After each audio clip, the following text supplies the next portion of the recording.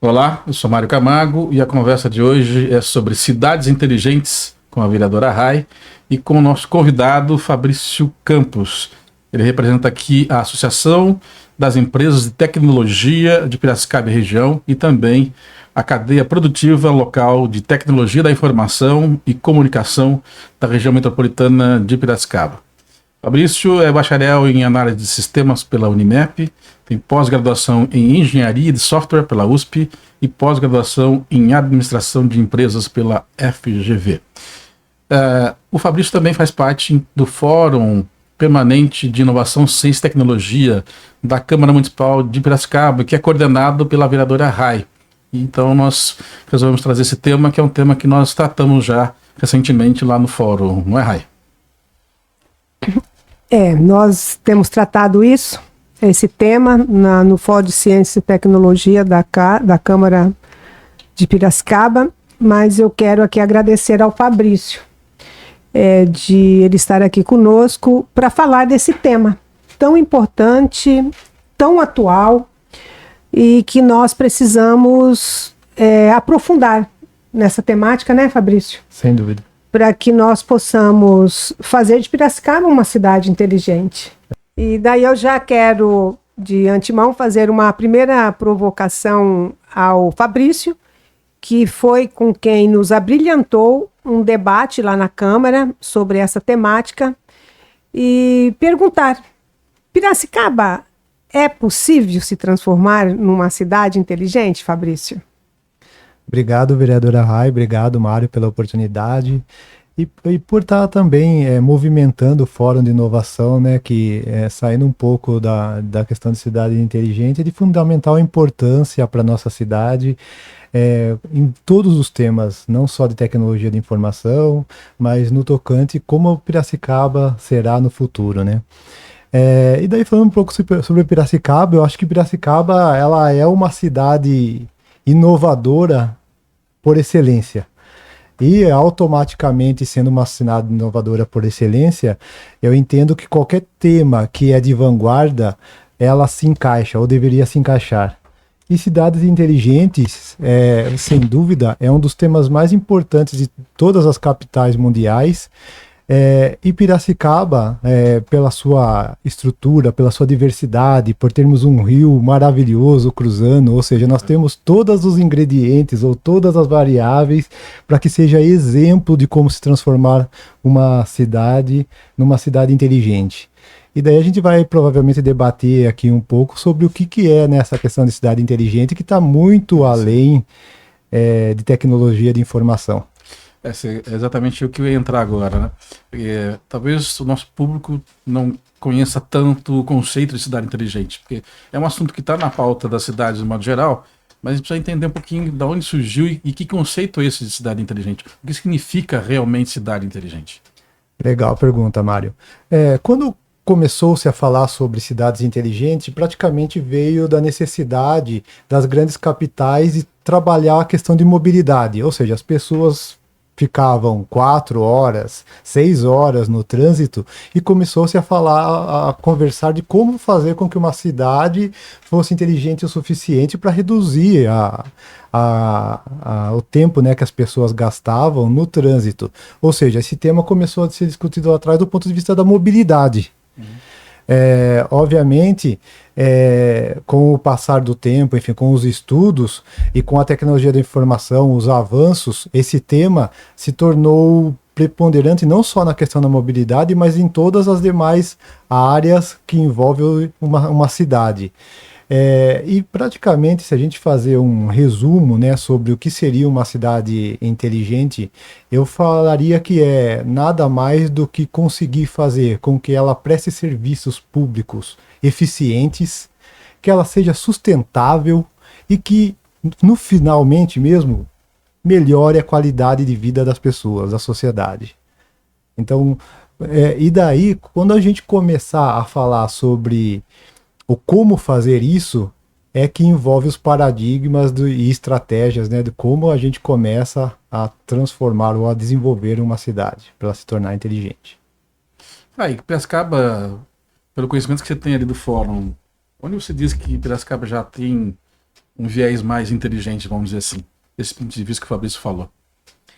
Bom, acho que primeiramente eu quero, acho que para responder essa questão que o Mário levanta, primeiro eu quero fazer um destaque que, de acordo até com as informações que veio lá para o Fórum de Ciência e Tecnologia, de acordo com a secretária municipal de Desenvolvimento Econômico, Trabalho e Emprego e Turismo, ela traz um dado que Piracicaba é uma Piracicaba que está no ranking econômico do estado de São Paulo, ela está no segundo lugar. E Piracicaba, inclusive, é a cidade per capita melhor do estado de São Paulo. Entretanto, é uma cidade com muita desigualdade. Apesar de estar com esse patamar de desenvolvimento, é uma cidade que ainda tem uma desigualdade grande. Mas eu acredito que o ranking que tem já de cidade inteligente, eu pelo menos vejo que, por exemplo, tem a questão do desenvolvimento econômico em Piracicaba. E até de tecnologia, quando nós temos o parque tecnológico e nós temos um ecossistema já estabelecido em Piracicaba, eu acredito que Piracicaba tem todas as condições, tal como o Fabrício já trouxe aqui, da gente fazer dessa cidade uma cidade mais equânime do ponto de vista socioeconômico e cultural. E ela já tem apontado para isso com a questão tanto do parque tecnológico como das hubs, das startups que nós temos e outros serviços. Nós temos a Exalc, que é um celeiro também de ciência e tecnologia. Nós temos a própria FUMEP, que também é um setor a ser desenvolvido e apostado mais na FUMEP, e outros serviços que nós já temos em Piracicaba. Daqui a pouco, Fabrício, quero que você fale um pouquinho mais sobre a cadeia produtiva local de tecnologia da informação e comunicação, que você foi um dos pilares para a formação dela. Mas antes, eu me lembro que na nossa conversa lá na Câmara, você tocou acho que 4 princípios das cidades inteligentes. Talvez nos ajude a entender um pouquinho mais sobre esse conceito de cidade inteligente. Bacana, Mário. A gente falou lá sobre 4 pilares, né, que envolve, que são os sustentáculos, né, literalmente os pilares para a gente conseguir ter uma cidade inteligente. E como iniciamos a conversa nessa questão de mudar a qualidade de vida, né, da sociedade, o primeiro pilar é o social. Sem o social, ou seja, sem ter o objetivo e o propósito de transformar a vida das pessoas e melhorar a qualidade de vida do cidadão, não tem sentido nenhum a gente começar qualquer discussão em fazer uma cidade inteligente. O segundo pilar, não menos importante, é o da gestão. E quando a gente fala sobre gestão, obviamente veio o papel do poder público. E o papel do poder público como orquestrador ou como fomentador dessa gestão é imprescindível. E daí a gente entra num tema que é importantíssimo, né? Que é o quanto que o nosso poder público está imbuído em transformar ou fazer a transformação digital virar política pública. Então, a transformação digital se transformar em política pública é uma das bases do pilar gestão para que uma cidade inteligente comece a ser desenvolvida. E hoje o que a gente está falando, quando a gente fala de transformação digital, tem o segundo tema que eu acho que é mais importante, inclusive, que eu falaria que é transformação figital, na verdade. Que você sai da tecnologia e a transformação digital faz com que o físico se transforme. Uhum. E é isso que tem a ver com a cidade inteligente. Ou seja, a gente muda o social, muda o ambiente físico, como os sistemas operam, muda a mentalidade. O terceiro pilar é o próprio pilar da tecnologia. É usar a tecnologia como ferramenta para que todo esse meio se comunique, para democratizar o acesso à informação. Eu acho que não existe ferramenta mais democrática do que a informação, e a tecnologia de informação nada mais é do que conseguir fazer com que isso seja acessível para todos. Então o pilar da tecnologia sem os demais pilares, ele não tem quase que sentido. Ele é o meio para que esses demais pilares aconteçam. E por último, e importantíssimo, da sustentabilidade, né? Onde a gente traz o meio ambiente, a natureza para esse tema, ou seja, fazendo com que tudo isso seja equilibrado, né? Sem a gente destruir o meio ambiente onde a gente vive, preservando, enfim, fazendo com que o ambiente também se torne um fator de qualidade de vida para as pessoas, usando de toda a informação disponível para que isso aconteça. Me chama a atenção quando o Fabrício fala, são 4 pontos importantes: a tecnologia da informação como meio, a questão social, a questão da gestão e da importância da democratização da informação de modo geral. Isso tudo me passa, pelo menos passa pelo planejamento da cidade. Você não vai fazer uma cidade inteligente sem pensar isso de forma de médio e longo prazo, né? Piracicaba, pelo que nós temos visto, não tem sido muito bem planejada em todos os sentidos, né? Com algumas exceções. Eu acho que na gestão, sobretudo, a gente colocou, por exemplo, o IPLAP de escanteio, e é onde a gestão da informação da cidade, ela primordialmente estava ali. Para pensar a cidade inteligente, nós temos que ter um pouco mais de planejamento, você não acha? Eu até tinha colocado aqui a questão do planejamento. De fato, a nossa cidade, nos últimos anos, ela tem padecido de planejamento. E um dos fatores importantes para que nós tenhamos uma cidade que venha ao encontro com o que o Fabrício acabou de falar, que ela fazer uma cidade que ela se conecte meio ambiente, social, desenvolvimento econômico, ela passa por planejamento.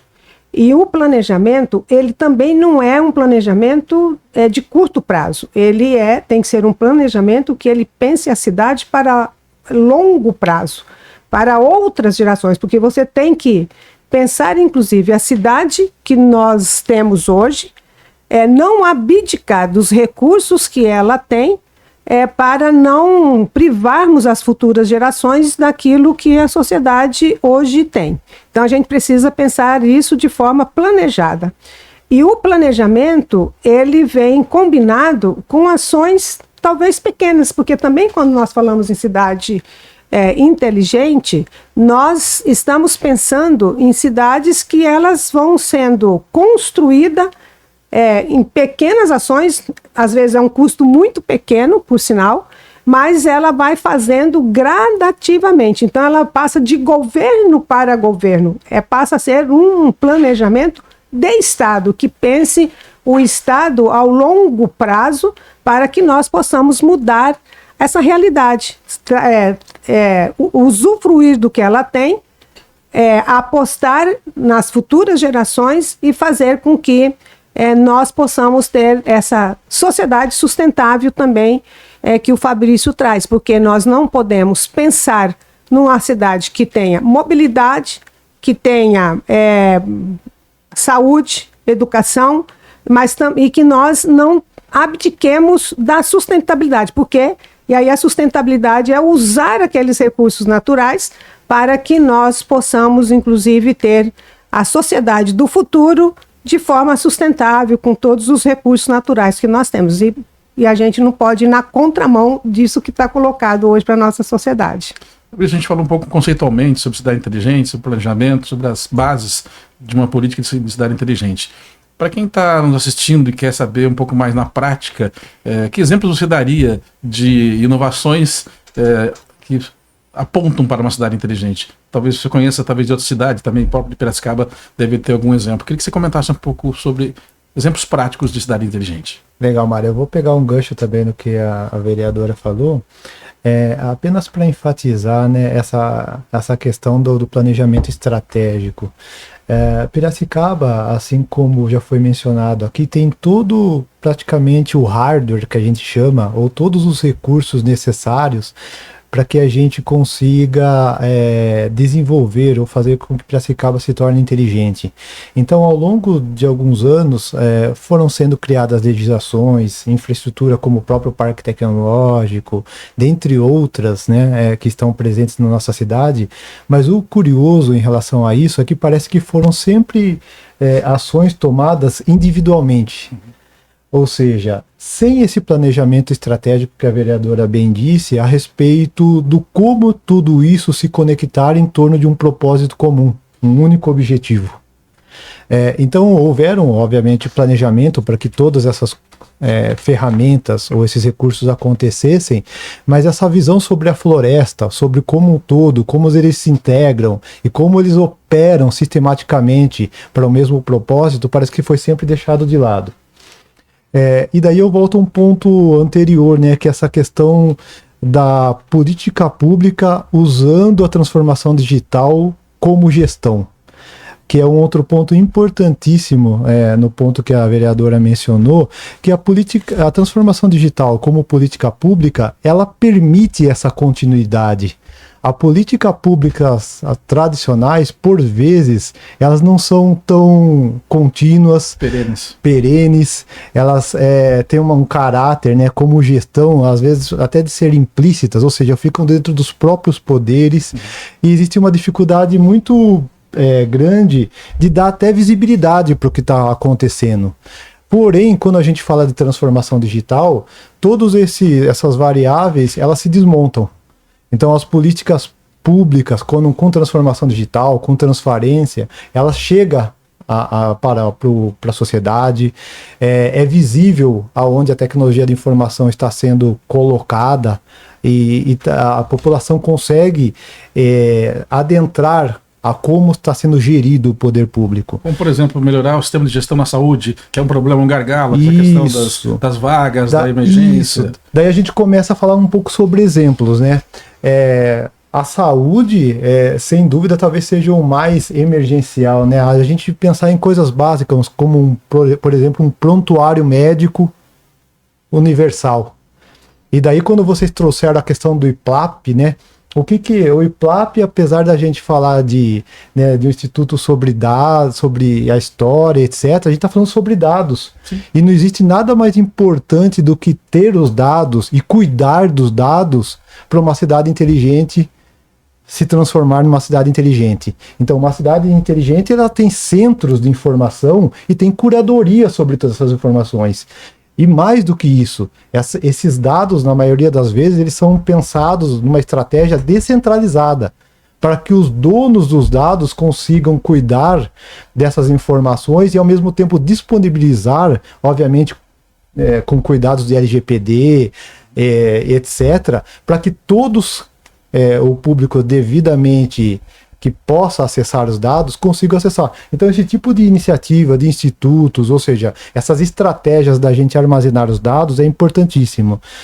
Voltando nos exemplos, né, a própria saúde, um prontuário médico, onde um paciente consiga ir a qualquer UBS, por exemplo, uma unidade de saúde, e tenha lá todo o seu histórico para o próprio médico acessar e ter disponível, é uma coisa totalmente viável e precisa o quê? De uma orquestração para que os agentes consigam ter esses dados e através de ferramentas que são obviamente centradas e coordenadas pelo poder público para que tenham acesso os médicos. Outro exemplo que a gente falou aqui muito simples é o da própria mobilidade, né? Hoje se fala muito que da cidade de 15 minutos, né? Do ponto de vista de deslocamento, ou seja, o que é? A pessoa poder viver, resolver os seus problemas, viver bem dentro de um tempo limite de 15 minutos. Ou seja, ela conseguir se deslocar para resolver suas atividades, levando no máximo 15 minutos para o trabalho, para a escola, enfim, tocar a sua vida naquela região sem ter que se deslocar para outros lugares e consumir tempo. Então a mobilidade, nesse sentido, é imprescindível, e para, obviamente, ter isso, a gente precisa pensar estruturalmente ou estrategicamente o como são os centros urbanos, né? Para onde estão, né, os pontos de consumo da população, como as áreas mais afastadas, se elas têm ou não incentivo para desenvolvimento, né? Sim. Então, são alguns exemplos que a gente pode adentrar, né? E você está na Câmara Municipal de Piracicaba e também coordena o fórum. Como é que você acha que a Câmara pode contribuir efetivamente para que a gente caminhe mais rapidamente para uma Piracicaba inteligente? Bom, eu acho que nesse momento, primeiramente, a Câmara precisa ter um trabalho mais independente, do ponto de vista da sua autonomia como poder político, da sua iniciativa em promover ações que venham contribuir para que essa cidade seja inteligente. Um segundo aspecto é o próprio Poder Executivo ter uma relação de diálogo com o Poder Legislativo de forma a respeitar a independência de cada um dos poderes, mas ser um diálogo também mais franco, mais aberto, mais efetivo do ponto de vista da construção de um projeto de uma cidade inteligente. Até porque, quando nós pensamos em uma cidade inteligente, você não tem um poder, que trabalhe sozinho sem o outro. A gente trabalha de forma conjunta. Então, há necessidade desse diálogo. E, dentro do diálogo, ele está a participação do Legislativo, do Executivo, do Judiciário e também das ONGs e da sociedade civil. Porque é a sociedade civil que vai trazer dados do ponto de vista de ter diagnósticos para ter diagnósticos, e com vistas aos diagnósticos, nós temos um planejamento estratégico coeso com o diagnóstico para que a gente possa mudar. E o Legislativo tem um papel preponderante nessa relação.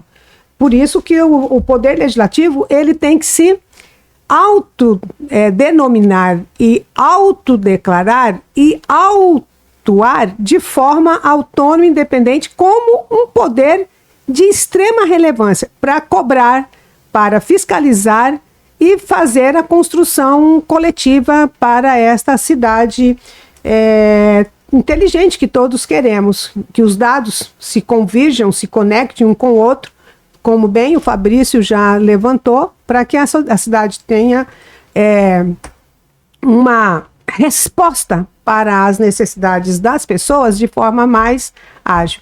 Sob pena de nós não fazermos isso, os dados que tem, não serem dados utilizados publicamente, mas até ser utilizado em benefício próprio do governante. Então, acho que assim, por isso que é preciso que a gente dialogue entre esses poderes para que nós possamos utilizarmos todos os dados publicamente, em benefício do público e não em benefícios pessoais ou de governante. Então, acho que a gente precisa apontar para isso. A Rai falou da importância da participação da sociedade civil e o Fabrício faz parte da ATEP, né, que é a Associação das Empresas de Tecnologia, e recentemente coordenou, foi um dos coordenadores da criação da cadeia, do reconhecimento da cadeia produtiva local de tecnologia da informação e comunicação na região metropolitana. Obviamente que quando vocês pensam nessa organização da cadeia produtiva do teu setor de tecnologia da informação, vocês estão pensando de forma planejada, vocês estão olhando para uma cidade inteligente no futuro. O que exatamente essa cadeia produtiva traz de prático para caminhar nesse sentido? Ótima pergunta aí, Mário. A gente vem trabalhando, a gente da associação, né, da ATEP, Associação das Empresas de Tecnologia de Informação, a gente vem trabalhando juntamente com os três poderes de fazer com que tecnologia de informação se transformasse numa vocação piracicabana, uma vocação econômica. E daí, nesse sentido, a gente instigou, né, ou provocou todos os planos estratégicos que foram concebidos desde então aqui em Piracicaba para que isso virasse prioridade na cidade. Nesse caminho, o governo do estado de São Paulo tem esse programa que antes se chamava Arranjo Produtivos Locais, e o APLA, Arranjo Produtivo Local do álcool aqui em Piracicaba, é nossa grande referência nesse sentido, né? Nasceu quase que conjuntamente com o Parque Tecnológico, e desde então vem tendo um papel importante, até internacionalmente para a cidade. Sim. A gente optou por seguir esse caminho, porque ao você construir uma cadeia produtiva local, né, que é o novo nome que está sendo dado para os arranjos produtivos locais, você tem que pensar em diversidade de atores, você tem que envolver todas as instituições que fazem parte daquele segmento. Né?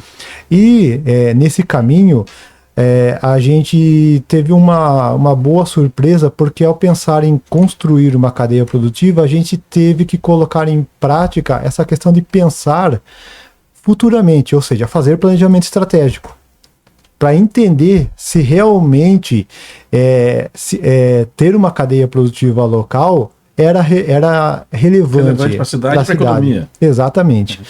E seguimos esse passo, e para nossa surpresa, né, a Tenspira, a gente chama carinhosamente a nossa cadeia produtiva local de Tenspira, a gente foi reconhecido como uma cadeia, uma CPL consolidada. Ou seja, uma CPL consolidada, além da governança, ela já tem uma diversidade de atores que faz com que ela tenha esse grau de maturidade. Acima desse grau de maturidade, somente o grau o nível que é maduro. E para a gente obter o grau maduro, a gente entra em todas essas questões que a vereadora está mencionando, que a gente precisa gerar impacto econômico e renda diretamente para o cidadão e provar que a cadeia produtiva local realmente tem essa relevância. É uma questão de tempo. Daí. É uma questão de tempo. É uma questão de tempo e todos esses atores estarem dentro do mesmo propósito, né? Então, o Poder Legislativo, com todo o arcabouço legal, pensando em como fomentar leis para que isso se desenvolva, é de suma importância para que os CPLs continuem essa rota. E, obviamente, criando condições para que o Executivo façam com que todas essas iniciativas sejam perenes, né? Para que elas não sejam trocadas de 4 em 4 anos, né? Para ter segurança, para ter segurança. A cadeia produtiva poder se desenvolver. Exatamente, porque é a única forma da gente conseguir criar o interesse de outros agentes, outras instituições, para que venham para Piracicaba e realmente invistam aqui dentro. Essa cadeia. Exatamente. Legal. A gente está chegando ao fim da nossa conversa. Você tem algum assunto que você queria falar e a gente acabou não tocando, enfim, já caminhando para os nossos finalmente? Eu acho que é importante a gente trazer aqui, diante desse potencial que o Fabrício acabou de trazer aqui para nós, com esse levantamento feito por essa cadeia produtiva. Então nós já temos um mapeamento, né, do que tem em Piracicaba, do que pode ser utilizado, da sua vocação. Então já tem isso. E nós também temos outras iniciativas, por exemplo, vai ter a inauguração agora no mês de julho de um instituto de pesquisa extremamente inovador que está na ponta das discussões em nível mundial e está começando aqui em Piracicaba, que é o transplante de órgãos por meio dos órgãos de porcos.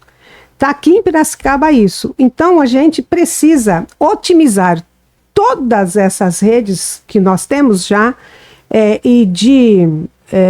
que já está pronto, e é só, na verdade, os nossos governantes aproveitar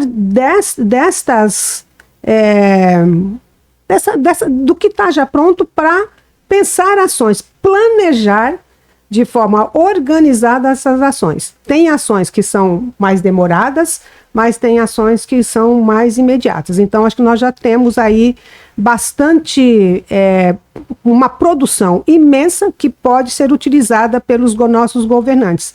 E pensar isso de forma estratégica. E uma outra questão que acho que a gente tem que pensar, nós vamos precisar nos debruçar sobre o arcabouço legal de ciência e tecnologia da nossa cidade, para que nós possamos trazer à luz da realidade atual. já era para estar sendo feito isso, e aí, infelizmente, ainda o Poder Executivo, nós já fizemos essa cobrança do Poder Executivo para que nós possamos instaurar esse processo da inovação da legislação, que trata sobre a questão da ciência e tecnologia e inovação da nossa cidade. Então, acho que eu queria apontar essas questões que acho que elas são de extrema relevância. Essa questão do marco legal, né, da cidade tem sido um gargalo. A gente recebe de todo o setor produtivo, o próprio você já apontou isso, a importância de você ter mais segurança jurídica para que as empresas realmente se instalem aqui e se desenvolvam aqui. Fabrício, chegando no nosso fim, o que você gostaria mais de comentar e já pode fazer suas considerações finais? Eu quero agradecer a oportunidade e é fantástico a gente saber que existem pessoas, legisladores, enfim, a gente precisa continuar confiando no poder público, porque a gente precisa contagiar pelo bem, né? E não perder as esperanças, né? Continuar lutando. Agradeço vocês pela oportunidade, estou sempre à disposição. E vamos fazer Piracicaba uma cidade inteligente e muito melhor para todo mundo, para todos viverem. Obrigado mesmo. Suas considerações finais? Bom, quero agradecer ao Fabrício, de coração, Fabrício, da gente estar aqui conversando sobre essa temática. Com certeza nós teremos outras oportunidades, porque Piracicaba precisa de pessoas inteligentes para fazer da cidade a cidade inteligente, né? Então, acho que quero aqui agradecer muito essa oportunidade de estar aqui com o Maurício e falando com você, cidadã piracicabana, para que nós possamos construir juntas e juntos essa mudança de chave. Fazemos de Piracicaba, que já é uma cidade pujante, mas que nós possamos aprimorá-la do ponto de vista do seu potencial e que as soluções elas sejam dadas e atender às demandas tão necessárias do nosso povo de uma forma mais rápida e que também nós reduzamos as desigualdades da nossa sociedade. E agradecer você, Mário, por estar aqui conosco, agradecer ao espaço, e nós estamos aqui com o Wilson Garcia e a Jennifer, acompanhando essa conversa, agradecer também as pessoas que nos acompanham e que têm trabalhado juntamente conosco. Muito agradecida. E como a Rai disse, uma cidade inteligente, uma cidade mais igual, mais sustentável, economicamente falando, do ponto de vista ecológico, e que seja uma cidade onde a qualidade de vida esteja em primeiro lugar. E é assim que nós vamos terminando o nosso papo de hoje. Muito obrigado pela sua audiência. Até a próxima.